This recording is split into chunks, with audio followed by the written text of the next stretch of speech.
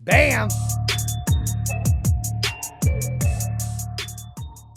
Jayson Waller here, True Underdog Podcast, Apple's top 3 entrepreneur, motivational, slap your brother twice and jump over a bridge and drop a cannonball podcast, baby. I've got Kevin Klink here doing the power play with me, the how-to that we've been rolling out. I wanted to also give a shout out to the team, our team here at Power Home Solar and True Underdog, and the book that I've launched, Own Your Power. No excuses, no bullshit. Your time is now. The hardback and the softback book come out on Monday. Tuesday, January 11th. How about that? Kevin knew and I didn't. That's fantastic. So, Kevin Klink, how are you doing, buddy? Doing great. Glad to be back. Oh, I'm glad to have you here, man. Where have you been? It's vacation because of the holidays and stuff? Yeah, get out of town, go skiing, go watch the Cardinals lose. You know what I love about doing the podcast? I can sit here and play on my phone and we can talk at the same time and it's not a big deal. Can I reply to some emails then? No, I'd rather you not. Okay. You got to pay attention to what I'm saying, but I can play on my phone. Of course. It's my show, baby, right? Yeah, it's me. Can I take a call? No, we can't pause it like that. Like, we don't have a lot of edits on the show. Did you see the bloopers? Yeah, it was funny. Funny, very funny. Yeah, they left some of them out. But listen, today's show, power play, right? Failing to winning. Failing to winning, I like that. What does that mean to you? You know, when I think about failing, when you first start, nobody wants to fail. But then you learn that you must fail to win. And the failures are actually, to me, they're just as good as the wins because it really helps you to get there. You learn from it. You make the adjustments. It's like going in at halftime. No matter how good you did, you're always going to see what did I fail at? What can I do better at?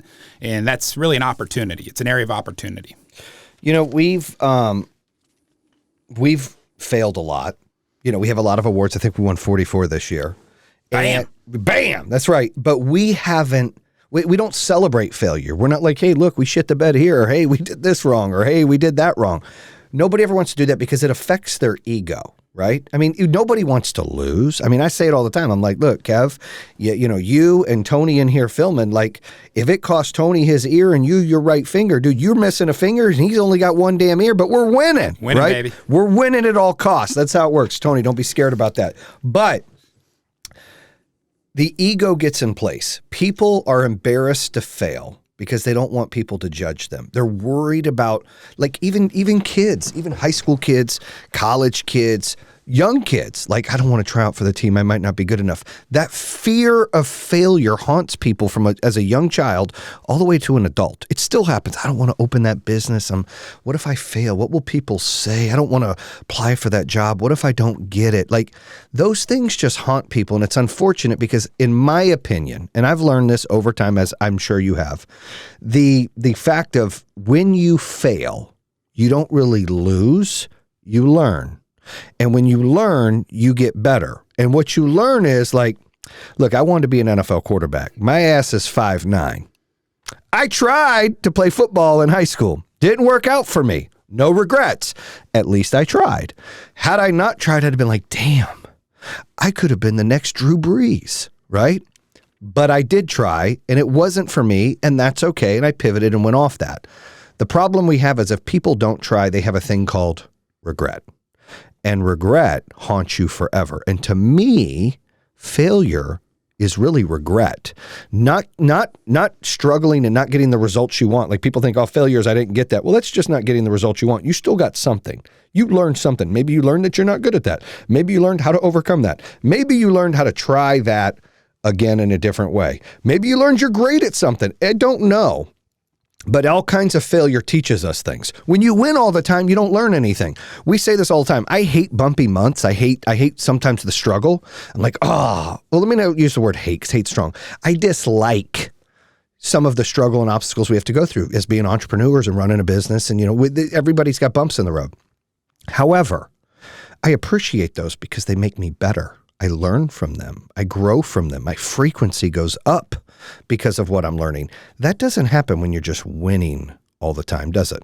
No, and I think another thing that a lot of people do that it's just human nature is you want to hide from your failures. You're a little ashamed by them. Once you can get people past that, like you said, it starts at a young age where kids are, they're afraid to do this, afraid to do that, afraid of failure, or they don't make that team. You have to just hit that head on and learn from it and see what adjustments you have to make. Because really, I mean, the failures to me are really what has gotten us to where we're at is all those failures. There's been way more failures than wins. I would agree. Yeah, like if we've got 44 wins or 44 awards, we've probably got 4,000 failures. I don't know for the year, maybe 400 for the year, but you don't celebrate those. You learn from those. To me, that's the education. That's the grind. That's the process, right? That's what you've got to do. Those are the steps that you're walking up to get stronger, right? To push through, because that's what builds those muscles and that adversity and that thick skin and how to, combat things and how to handle things and how to diversify things. Everything that you need to do, running a business, running a sales team, running a football team, whatever it is you're doing, you have to have those struggles to get better. You can't just, I'm doing great at this. It just doesn't happen. I've got a quote here, a couple quotes from the Own Your Power book, baby, that's out. So right here, when failure shows up, it's an opportunity to examine what happened. Look for ways to avoid the hang-up next time and put processes in place to turn it around, improve, and win. What do you think of that? I like that. And, that reminds me of what you really have to do is gather the data, get the intel, look at the analytics of it. Yeah. Figure out why did you fail? Because it was obviously a good idea. We don't just go into it thinking, this probably won't work. Let's try it. Well, let me stop you there. When people say that, I argue with my family all the time on this, like kids, wife, everybody's like, it's just not going to work out. I'm just not going to do that. And I said, well, what you're saying is true. Once you limit yourself and say you're going to fail, motherfucker, you're going to fail. Absolutely. There's not a doubt in my mind. Once you believe that shit, you're manifesting failure. You're putting that shit in the universe because you don't think positive. And when you don't think positive and you think negative shit happens. Right? Yeah, and I mean, I think, again, that's the human nature. We've failed so many times that it's just, you're going to have to go through it. But for most people, they struggle with it. And once you can get past that piece of it, knowing that this is okay. Mm-hmm. You don't go in thinking may fail. You go in thinking this is going to work. Right, you have to. You have to be confident. Have to. It's psychological. It is psychological. All right, another quote from Own Your Power book, baby. It's here, baby. Many of us are conditioned to believe from childhood that if you fail, you've screwed up and you're a bad kid. But you need failure to get to success. And I think a lot of that is, at least in our era, being raised, it was instilled in our head that you're going to go to school and you're going to go to college. Like that is what's been embedded in us. Like you're going to school and you're going to college. So at least for me, I think for you, because both of your parents went to college. My parents did not. They didn't even finish high school, but they wanted me to do better than them. They're like, look, your ass is going to college. You got to have good grades. Well, I ended up, getting kicked out after my sophomore year for, fighting with somebody and then going to go get a off-campus vocational school diploma, right? And working, okay? And hustling and working and trying to, build myself up. But, I felt like a loser. I felt like a failure, like I let my family down, like I was insecure. I didn't have that college education that some of these kids I grew up with had. And I didn't have that experience that they had because the pressure we put on kids, still to this day, I watch parents do it all the time. I used to do it. I have a 23-year-old. I used to do it when she was like 16, 15. I was like, you guys are going to college. Like, that's it. Right? Because you want your kids to be successful, more successful than you. But success isn't fucking going to college. In fact, more people, in my opinion, go to college and waste their damn money and don't do shit with it. We've seen thousands come work for us. And there's nothing wrong with going to school. In my opinion, if you're going to school and utilizing that for the right shit, or you're going for the experience. But my problem was I was instilled in, hey, Brent, you got to go to college. And when I didn't, I automatically became insecure. I automatically felt like a failure. I automatically felt less than. So me as an adult in the world, opening a company shortly after doing things, had this deficiency, had this feeling that I wasn't equal to the people actually had an education working for me. I was intimidated by him. That's the kind of instilled brainwash attitude that was pushed on there. Have you experienced that? Have you felt that way? I mean, I think, first of all, we're a couple hustlers, okay? And I know you're being modest right now because you were confident. You knew that it was time to get in the grind and get the hustle on. And that's how I felt too. Even though, like you said, my parents went to school, masters, double masters, that's great.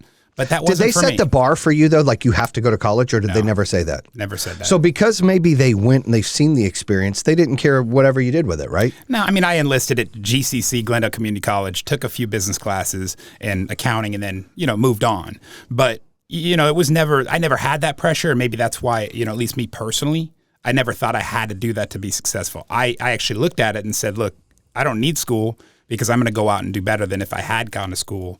So you had a different outlook, right? A little different. Have you heard or felt did you put any of that pressure on your kids at all? Be honest. Like right now, it's time for the honesty check. I'll tell you something. The way I look at this with my kids, and a lot of kids these days right now, is you're not ready to go to the real world. So my son's a sophomore in college at Arizona State, and I encourage him to continue going. He's telling us. Encouraging.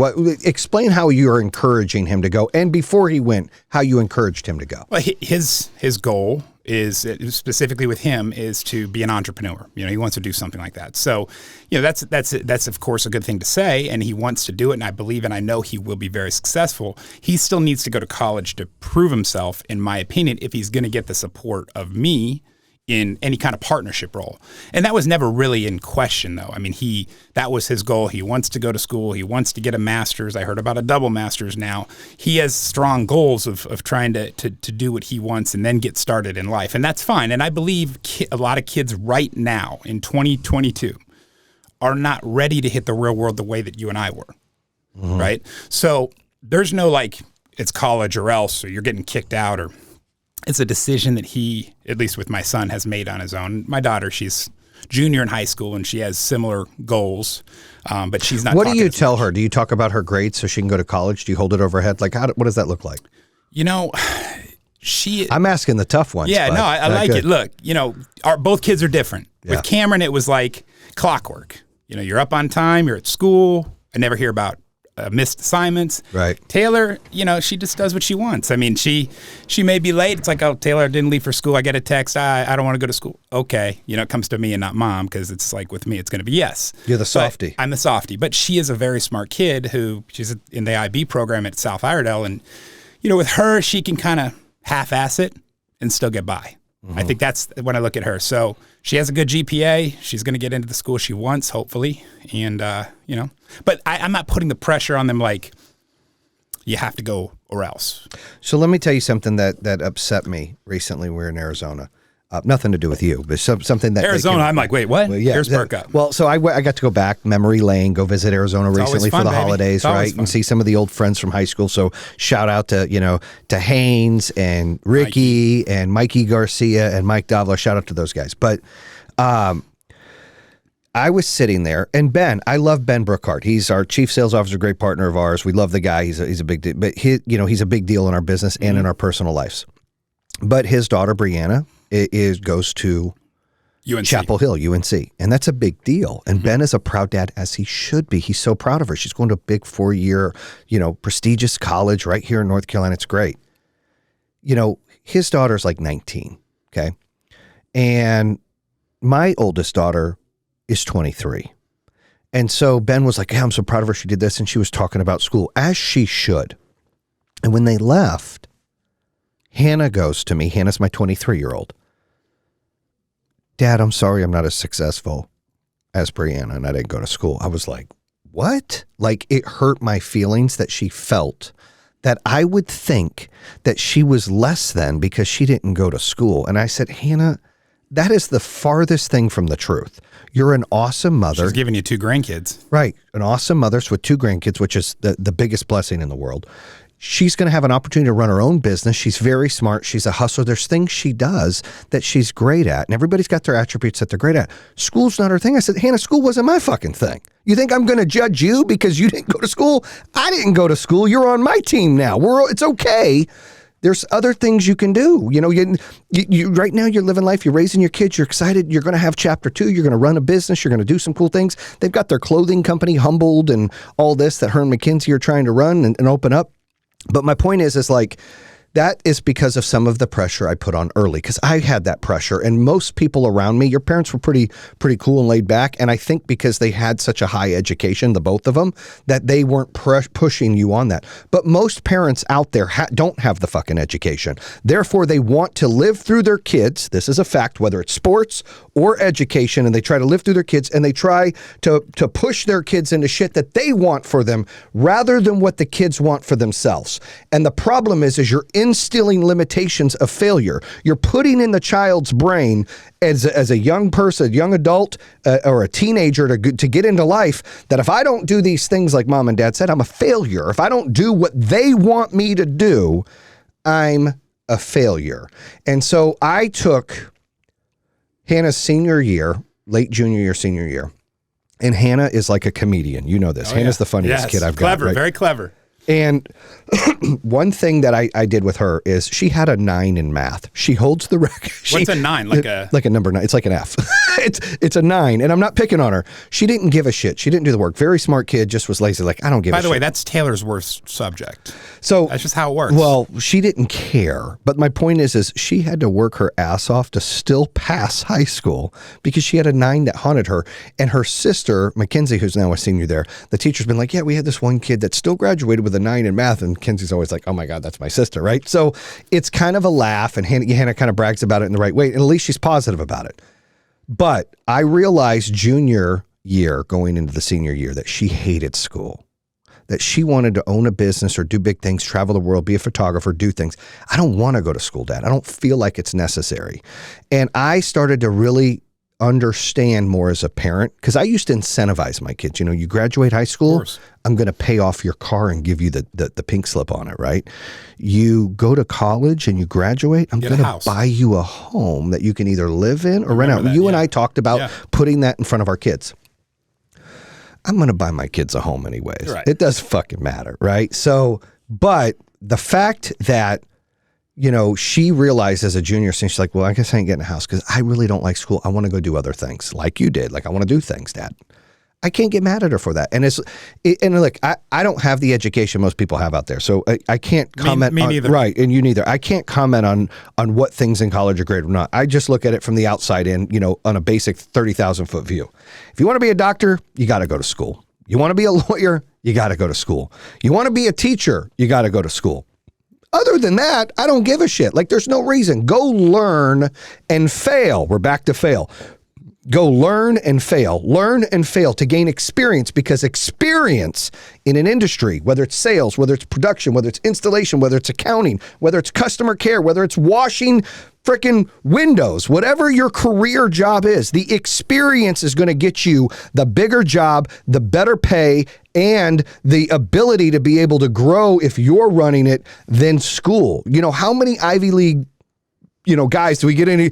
Well, I can do it this way. And you put them trying to run a company and they don't have thick skin. They fold. Pop. They can't do it because they don't have that experience. They don't have the grit. They don't have the tenacity. They don't have the energy to get through things. They just have a fucking piece of paper that says, I'm really smart and I went to school for 55 years or whatever it is. That's what they've got. Well, and they can't motivate.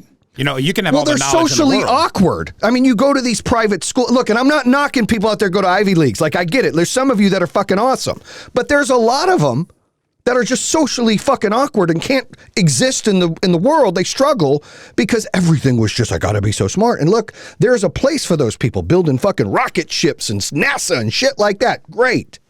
But don't put the pressure because of people like that are so smart and intelligent and make them better than people that aren't and don't go to school. Every motherfucker is equal. I don't care if you went to school, you didn't go to school. You got a 10-year degree, 8-year degree, 4-year degree. Fucking, I don't give a shit. Everybody's equal. It's based on your knowledge, your passion. Are you getting fulfilled? And that's success. Like, all these things that you got to do. But in order to be happy, in order to learn things, school's not going to teach you to run a company. School's not going to teach you to deal with personal emotions, personal shit when you're going into work. School's not going to teach you to deal with having to make a decision and fire somebody and change somebody's life. Like, school is not going to do that. Experience is. But in order to get experience, you have to fail so you can learn, so you can gain the experience, right, Kev? No, exactly. And I think a lot of your listeners and folks watching can relate to this, relate to our story. You know, school wasn't really what their path was in life. They're hustlers. They're guys and gals that can go out there, find a way to make it, and find a way to hustle. They're entrepreneurs, and really, and no degree is going to get you what you need. None. But you know what? If for the others out there that need that experience or want to go that route, congrats to them. I know there's a lot of folks out there that they need that. But you have to be ready to fail, even if it's in school. You may have to find, you're going one direction, and then all of a sudden you want to change routes, and hey, you know what? That wasn't for me. I need to go to the next route. But when it comes to any kind of failure, you must learn from it. You must really go back and reflect on what it was that made you fail, and fix it and adjust it and go to the next thing. There's I have to grab a sip. There's a movie. Meet the Robinsons. Remember that one? I don't. Is it the cartoon? It's in theater. Yeah, it's a cartoon. Okay. Yeah, I remember. So kid was an inventor. Yeah, I remember. Traveled in time. Failure after failure after failure after failure. Finally got it. And that's life. Did you know, like Jack Canty, the guy who wrote, I got to meet him on Office Hours, David Meltzer Show Office Hours. The guy who wrote Chicken Noodle Soup for the Soul sent it to 24 publishers and it said no. The girl who wrote... it's the wizard guy. What's his name? Harry Potter? Harry Potter. She had like 40 people tell her no. She almost quit. And she's the richest writer on the planet. All of that failure and told no is what taught her. So here's another quote from the Own Your Power book. To embrace failure, you have to stop seeing it as an obstacle and start relating to it as a gift or opportunity. Think about this. People die. They don't get the opportunity to fail. They're gone. That's the ultimate failure. That is the ultimate failure. Well, it depends on how you look at it. Yeah, that's true. Right? People that don't try anything to me is the ultimate failure. If you I'd love to do that. I'm not going to try it. That regret is going to haunt you and make you question yourself and make you feel all these things for the rest of your life. Like, I should have, I wish I could have. I mean, how many times do you go through life and you're like, oh, I wish I would have done that more. Oh, I wish I would have done that. And it just passes you by. You don't get a redo. You don't get to go stop, rewind, replay. It doesn't work that way. You got one shot. So you might as well take your risks. You might as well go out there and learn from your failures. Treat it like a gift. Oh, I've got an opportunity to do something new. And if I don't get the results I want, that's not like people think, I didn't get it, I failed. No, you didn't get the results you wanted, but you learned something. You got educated. You had an experience. You had an opportunity. And that's the mindset that we've really got to start embracing in people. Like, we go back to the school thing. If we as a society quit holding people back in judgment of where they live, what color their skin is, how much money they make, what kind of education they have. I mean, you even get these really snooty college people that it's like, oh, you went to that school? I went to Yale. Like, motherfucker, I didn't even go to school, right? So how do you combat that? Where is Yale?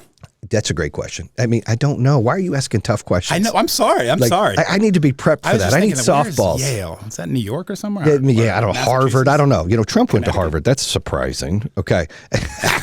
So, yeah, I think if you got the right money, you can get in. But my point is look, I'm not knocking those with college educations. God knows that they've earned that education. They've worked their ass off for it, and they deserve it. I'm knocking the pressure that we put on people that don't go to school or that won't go to school or that go to a smaller school or that drop out. The pressure we put on people is wrong because we make them and treat them like failures, and that's not failing. They took a different path. In my book, chapter 1 is make your own map. They want to make their own map like you did. You said, I want to hustle, I want to do other things. I don't want to spend 4 years going to school. I want to spend 4 years building wealth. I want to be 4 years ahead of the guy going to school. Or spend the 4 years failing. And learning. Right. Okay, because let me refine. Anytime you have to take a step up in life, there's going to be pain, and pain is failure. There's going to be learning, and learning is failure. Like, you're going to do that in order to get up. So you're taking 3 steps up, you take a step down. You take 2 steps up, you take a step down. That's how you keep going, the momentum. That's the only way. There is no, you're just going to run up there and nothing's going to happen. Like, that's fugazi. It's not real. Yeah, and the failures too, I think about it, it really does make you appreciate the wins more. Because when you go undefeated, let's ask the Patriots how that worked out, right? 2007, 8, whatever that was. It doesn't. You got to have losses along the way to build character learn from, and enjoy those wins even more. Otherwise, you become complacent. And we see that a lot. I've seen Floyd Mayweather say he wishes he had a loss, even though he's 15-0, Yeah, so he could learn to be better. That's fake news. Hey, well, I'm just saying. He was like, I wish somebody would have beat me because then I could have learned how to get better, right? He should have taken some harder fights then. If Yeah, really we can have that conversation all day. I would agree with you. My son's a huge Mayweather fan. I actually am now, I've converted. I'm a Mayweather fan because of the way he markets, and now I understand him, right? He used to be Pretty Boy Floyd. He's such a great guy. He wasn't selling pay-per-views. He became this asshole, Money Mayweather. I'm going to burn cash and own strip clubs and all this other nonsense, right?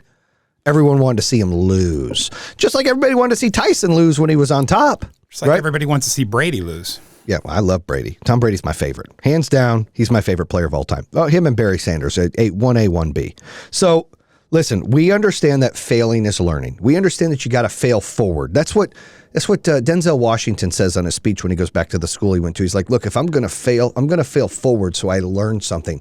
That's kind of the message we have to take, is you have to fail to win. You have to learn something in order to take a step forward. Otherwise, it's not going to work. That is the experience that you're going to gain is from failure. Actionable tips here. Ready? Change your mindset that failure stops you from your goals. If you just try to eliminate that and you change your mindset to think positive, manifest positivity, manifest that you're going to get to the next point, things are easier, okay? Think of failure as just a redirection of your plans. Don't call it failure. Give it the big F. Call it learning. Call it education. Call it experience. Call it redirection. Slight adjustment. Slight adjustment. I like it. Separate yourself from your emotions each time you fail. That's a big one, especially if you've been honed in like I was, and I did to my kids early, but now I've kind of changed it. I'm like, look, do you want to go to school? And it's like, I don't. Kenzie's like, I do. I don't know if Kenzie wants to go to school. She didn't want to be a doctor or lawyer, but she wants to go for the experience. Okay, go for the experience. London, who's my smartest kid, come book smart. She's the smartest. You know, she's got a crazy IQ.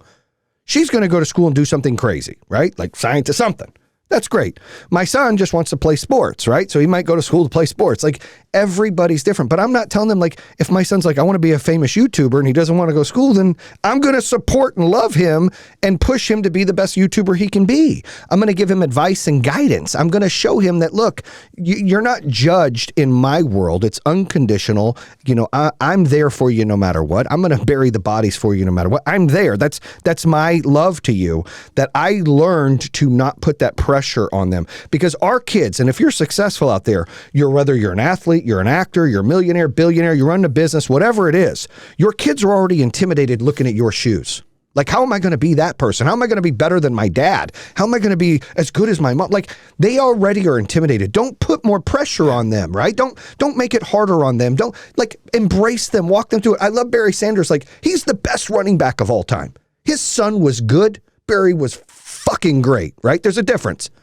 But he told his son early, like, look, you're not going to be me, and that's okay. You don't have to be me. I want you to be you, and I'm going to support you, and let's ride this out, and I'll get you to college. And he got to college, and his son works for EA Sports now. That's a great story. Why? Because he pushed his son and said, you don't have to be me. When you take that pressure off of failure of people, and you turn it into redirection or thought process, a slight change, something to learn, and you limit, like, all right, you're not a loser if you don't do this, and you help them ideally figure out what they want to do and how they want to get there, rather than make them feel like they have to do this and what you want them to do, because it starts as a kid and becomes an adult, and then all of a sudden you're with your peers and you're like, all these people have college educations. I don't.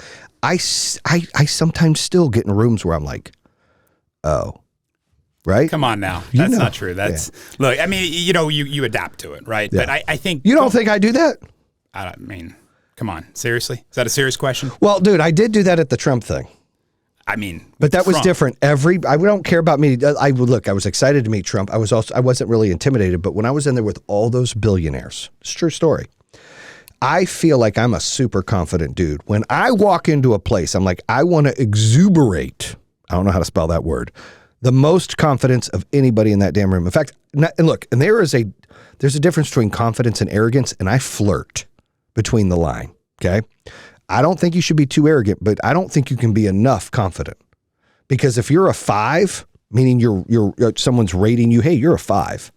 If you got a major confidence, you're an 8. Yeah. But if you're an 8 and you got 0 confidence, you're back to 5. Like, that's what happens. And so I have that mentality. I walk in the room like, I'm going to be the most confident person in here, blah, blah, blah, blah, blah. And I usually am. And I mean, I feel like I am every time I walk in. And I felt that way. And then all of a sudden, the moment became bigger than me. And this was 2019. No, 2020, September. And the moment became bigger than me. And look, I've sat down with Barry Sanders. I've done some cool things that I'm like, and the moment never gets bigger than me, right? This moment got bigger than me, and I wasn't even in front of Trump yet. I had to stop and go, what is wrong with me? And go into the bathroom, throw some water on my face, and talk to myself and say, dude, you do podcasts, you do speaking, you're writing a book, you run a freaking $1 billion company with 2,000 employees. You inspire and motivate people. Why are you like shake this shit off and get out there and rub knobs with everybody and rub shoulders and elbows with everybody and know that you're meant to be here just as much. And it reminded me of the days when I first opened a company and I was like, oh, these guys have college education. I don't. How do I manage them? How do I overcome this? And I had to learn the hard way to really overcome my demons of failure of not going to school or failure of not having, experience or age behind me when I first opened a business. And, you have to remove that in your mindset of haunting you because it limits your potential. And I realized that. One of the few things, there's a handful of things if I could talk to my younger self, I would do. One of the few things is I would tell myself, look, it's okay to fail. And nobody is to judge you. You get to judge yourself. You have to love yourself. You have to do your own things, but you don't owe anybody anything. Do what's best for you and stay positive and don't quit. Now, I'm not a quitter. But there are times that I have flirted, like, what do I do here? Da, da, da, da, and I've wasted time not making a decision, sitting in the mud. And that's just, now I just make quick decisions. I mean, we make some fast decisions. But that's because of my failures and my experience that I've learned to get to that point. No, look, and you have to, I think, talking about confidence, and arrogance, that fine line. You're going to have failures that come, and you're going to think, it's because you weren't being confident about it. If you're confident, you go in it like, yeah, this is going to work. I know this is going to work. And you fail, you just pick up the pieces, you look at it, and you make the adjustment and move on from it. But you have to be confident. You have to surround yourself with confident people. Your confidence oozes where everybody around you feels more and more confident as they go, but as they go about, their day and their business. So you have to be confident. You have to act as if. Mm-hmm. But I think, one of the failures, one of the biggest failure you can make is not learning from your failure, not taking that chance, taking that risk. You have to just go in there, act as if, be confident. Act as if. Act as if you're the man. Act as if you're the woman. Act as if you've been there before. Act as if you're going to win.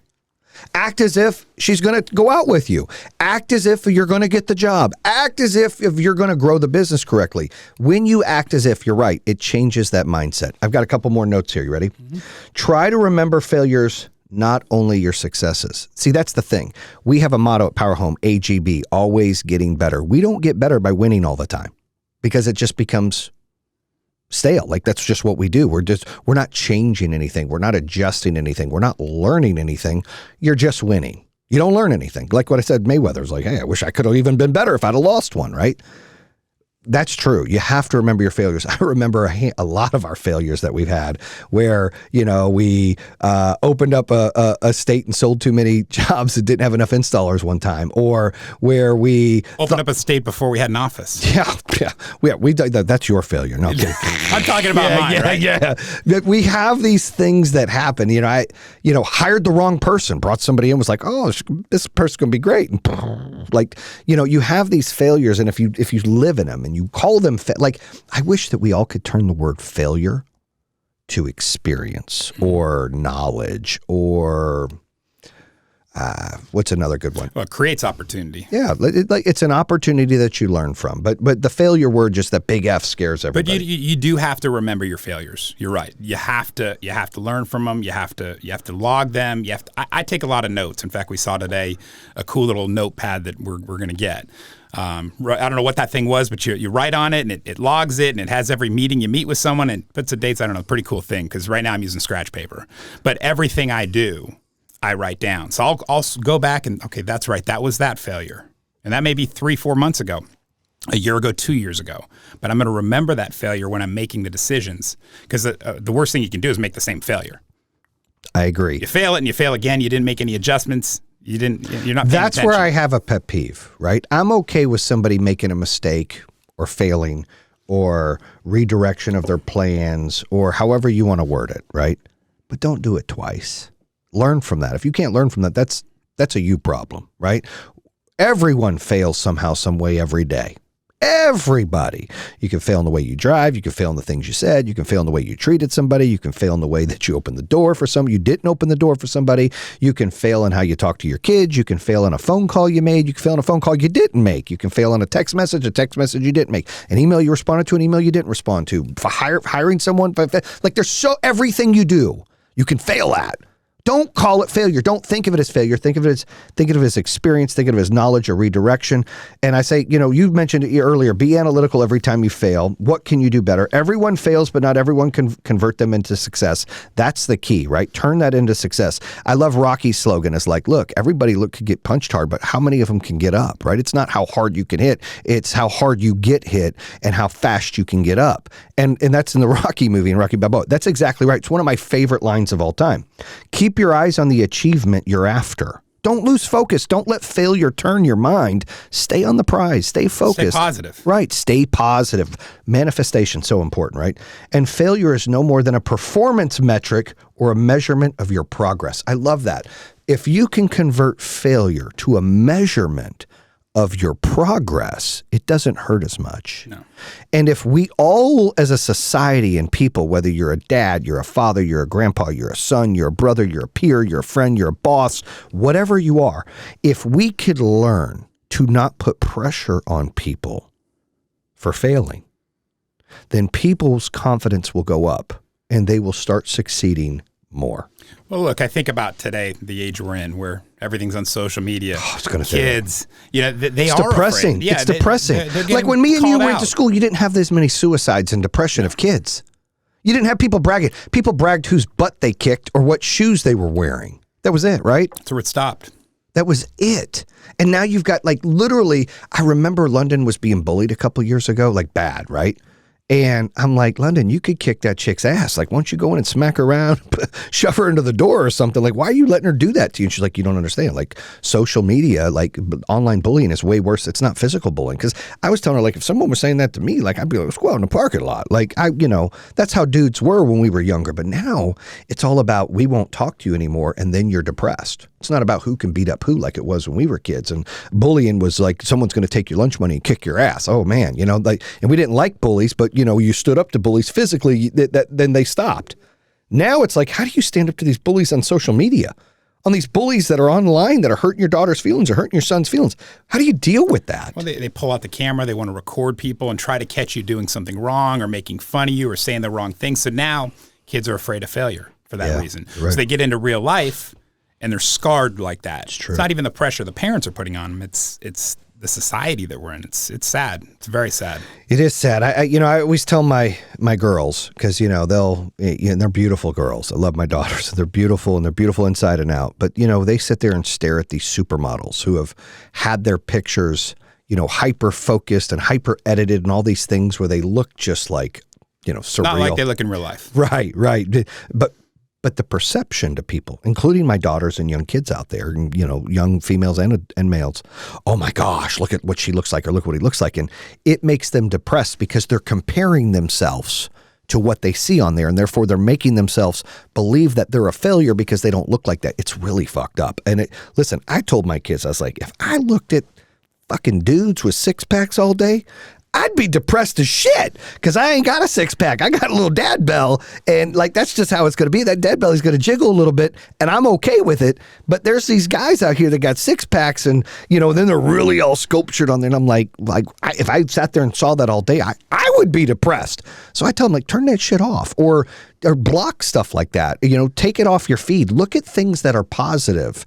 The news now, it's all negative. They're never hey, Kevin Klink, you gave a lot of money to the Boys and Girls Club here. And, hey, Tony, you were over here helping out some of the homeless people in the homeless shelter. They don't want to tell those stories. They want to be like, this guy did this and he's going to here and, oh, Trump's going to jail. That's what they do. It's just sad. And it's put this fear of failure out there. It really is. It really is. And that's sad. That's something we didn't have to deal with. And, we get to go into life and say failing is good. Yeah. Right? So, that's something that kids are going to have to work through, unfortunately. And just know that's fake. That's not real. Fake news? It's fake news. It's a lot of fake news. Shout out to CNN. Fake news. You love fake news? No, I do not watch CNN if that's the ads. In fact, I've heard they've lost all their viewers. They're down to nothing. Nobody watches that station anymore. No comment. Right. Leave that one alone. No, well, you're more than welcome to conversation about it. I choose to plead the fifth. I like to watch CNBC. It's financial news. It's not any direction. It's not I like ESPN. I love ESPN. I love NFL Network, yeah. Yeah, both are really good. Do you watch the show Yellowstone? No, not yet. You've been talking about that. Love that show. Such a great show. Also Succession, great show. Yeah, Billions, that one's great show. Succession, that's, I think, above Yellowstone. Have you started seeing that yet? No. Oh, it's a good one. I think that, and I love doing podcasts like this, Kevin, because then it gives me ideas of what I can implement at home, right? I was just telling, we had a guest come out that we were looking to recruit, and I was driving this person to the hotel. And I was telling him, he's like asking about the podcast. And I was like, look, my first role in life, obviously, is, my family, right? God and my family. My second role is CEO of Power Home Solar. Like, that's above all of it. Like, that's it. My third role, which is really down the line, is podcast host. Fourth would be the author. Fifth would be the speaker, right? About the podcast, this does help Power Home, by the way. Right, and it does. But this is therapy for me. That's where I'm getting.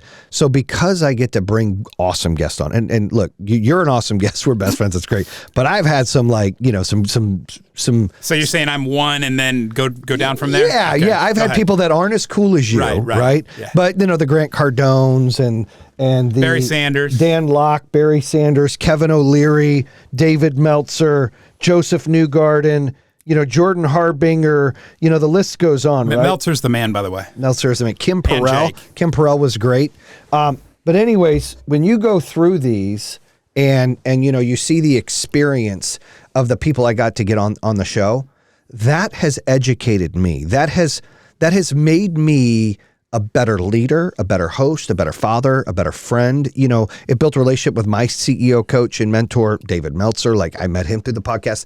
That has allowed me to be a better leader, which has helped Power Home. It's also allowed Power Home to kind of be on the map because, today's show sponsored by Power Home Solar. You're looking for a career in renewable energy. Visit powerhome.com/careers. See, quick on the line commercial. How'd you like that? That was great. That was great.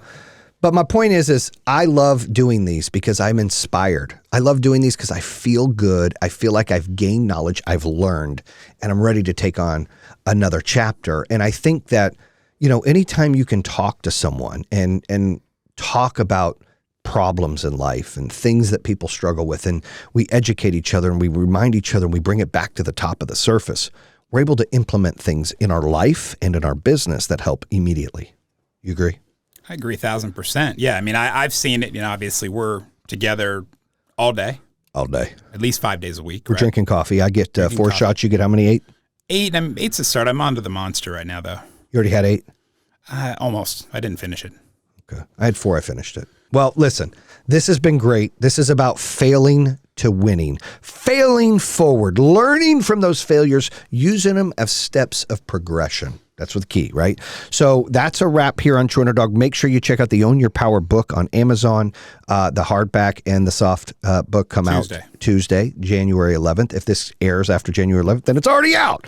And make sure that you visit powerhome.com/careers.